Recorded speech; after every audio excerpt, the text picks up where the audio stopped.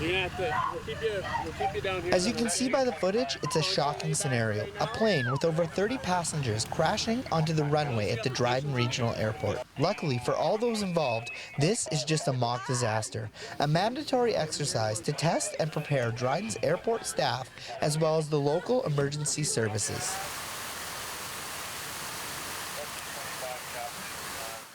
Today, our whole mandate was to test that plan to see how we can make improvements. It's better to do it during an exercise than the real thing. So I always say now is not during an emergency is the time to exchange business cards. So it's a really great opportunity to see how the teams work together and what we need to do, or what the airport needs to do to adjust the plan to make sure that they're looking after an incident should it occur. It's a great getting together session.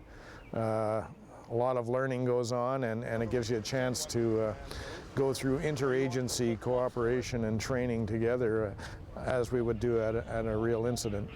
Be advised that we just have information through airport controller that we just want the mailbag secured. Do not deliver it to the command post. Over. 10-4, copy that. From setup staged calls from media to using the Dryden High School drama students as distraught passengers, the disaster was aimed at creating as real of a scenario as possible. Okay, we're gonna put you on a backboard now. Just remain calm. It is very real, especially you talk about media with social media today and Twitter and all the different avenues and cell phones and whatnot. So we know we may try and make it as realistic as possible. We throw every different scenario and make it as real as possible. Basically, we model it right after the highway collisions that we're all going to weekly and working together.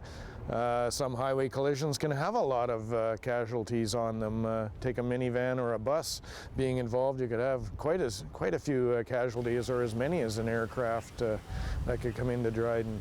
So it's a great reinforcement and a great learning tool that just takes it to a different level. 31, be aware, I won't be using a whole lot, so only got one. It's set up mock scenarios like this that help those involved prepare and train should a real-life disaster actually occur.